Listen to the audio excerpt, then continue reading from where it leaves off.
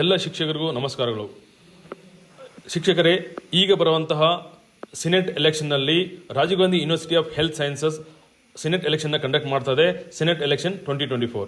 ಆ ಸಿನೆಟ್ ಎಲೆಕ್ಷನ್ನಲ್ಲಿ ಸಿನೆಟ್ ಸದಸ್ಯರ ಪಾತ್ರ ಬಹುಮುಖ್ಯವಾಗಿರುತ್ತದೆ.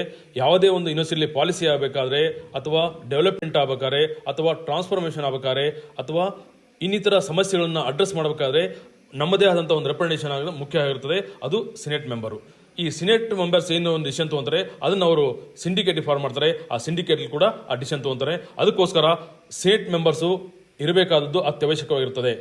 ನಂತರ ಬಂದು ಈ ಸಿನೆಟ್ ಅಲ್ಲಿ ಕೂಡ ಎರಡಿರುತ್ತೆ. ಒಂದು ನಾಮಿನೇಷನ್ ಇರುತ್ತೆ, ಇನ್ನೊಂದು ಎಲೆಕ್ಷನ್ ಇರುತ್ತೆ. ಈಗ ಎಲೆಕ್ಷನ್ ನಡೀತಾ ಇದೆ. ಸೊ ಈ ಎಲೆಕ್ಷನ್ ನಲ್ಲಿ ಎರಡಿರುತ್ತೆ. ಒಂದು ಪ್ರೊಫೆಸರ್ ಕ್ಯಾಟಗರಿ ಇರುತ್ತೆ, ಇನ್ನೊಂದು ಅದರ್ ದೆನ್ ಪ್ರೊಫೆಸರ್ ಕ್ಯಾಟಗರಿ ಇರುತ್ತೆ. ಸೊ ಈ ಎರಡು ಕಾನ್ಸ್ಟಿಟ್ಯೂನ್ಸಿಗೆ election ನಡೀತೆ.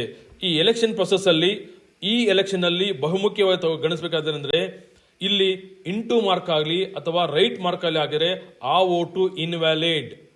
Please try to understand. ನಂತರ ಬಂದು ಇದು ಪ್ರಿಫರೆನ್ಷಿಯಲ್ ವೋಟ್ ಅಂದ್ರೆ 1, 2, 3, 4 ಕೊಡಬೇಕು. ಯಾವ ರೀತಿ ಅಂದ್ರೆ ಈಗ for example doctor Kiran Kumar K serial number 8 ಅವ್ರಿಗೆ ಮುಂದೆ ಒಂದಂತ ಬರೀಬೇಕು, ಬೇರೆಯವರಿಗೆ 2, 3, 4, 5, 6 ಈ ರೀತಿಯಾಗಿ ತಾವು ಪ್ರಿಫರೆನ್ಷಿಯಲ್ ವೋಟ್ ನ ಕೊಡಬೇಕಾಗುತ್ತೆ. ಹೊರತು ಯಾರು ಕೂಡ ಇಂಟು ಮಾರ್ಕ್ ಆಗಲಿ ರೈಟ್ ಮಾರ್ಕ್ ಆಗಲಿ ದಯವಿಟ್ಟು ಹಾಕ್ಬೇಡಿ, ಅದು ಇನ್ವ್ಯಾಲಿಡ್ ಆಗುತ್ತೆ.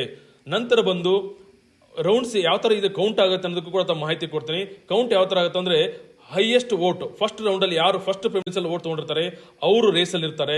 ನಂತರ ಲೀಸ್ಟ್ ಯಾರು ತಗೊಂಡಿರ್ತಾರೆ ಅವ್ರನ್ನ ಎಲಿಮಿನೇಟ್ ಮಾಡ್ತಾರೆ.